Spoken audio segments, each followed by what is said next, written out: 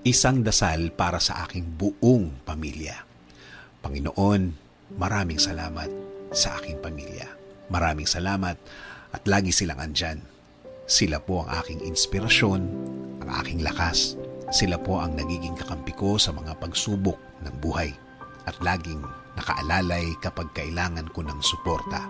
Lord, kasama po ng aking dasal na ito na mas mapalapit sila sa iyo, mas makilala ka nila, mas malaman pa nila ang iyong kabaitan, kasama ng nakita nila sa aking buhay na ikaw ang pinagkukunan ko ng lakas sa araw-araw.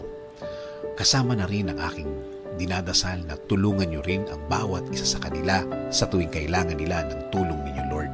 Tulad na lang ng pagtulong na ginagawa mo para sa akin every time na kailangan ko po ng tulong niyo. Palagi niyo silang samahan at protektahan sa lahat ng oras. Alam ko po na napakadelikado na sa labas at kailangan nila ng proteksyon ninyo sa mga buhay nila, kasama na ang kani-kanilang mga trabaho. Ikaw, Panginoon, ang nakakaalam ng lahat ng kanilang pinagdadaanan. Alam mo kung anong mga pagsubok ang dumadating sa kanila.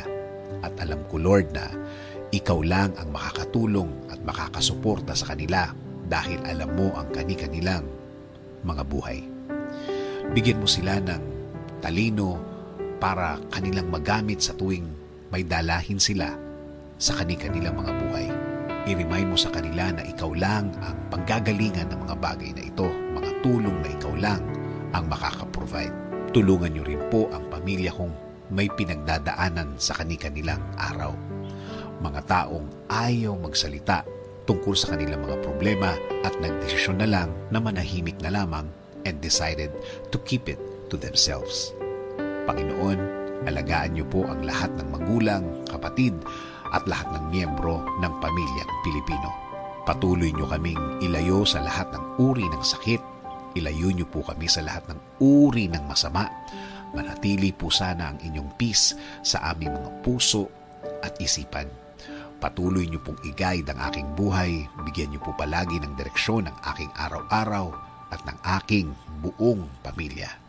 Patawarin niyo po kami sa lahat ng aming kasalanan sa inyo, Panginoon. In Jesus' name we pray. Amen. Sabi nga sa Colossians 3:13, bear with each other and forgive one another. If any of you has a grievance against someone, forgive as the Lord forgave you.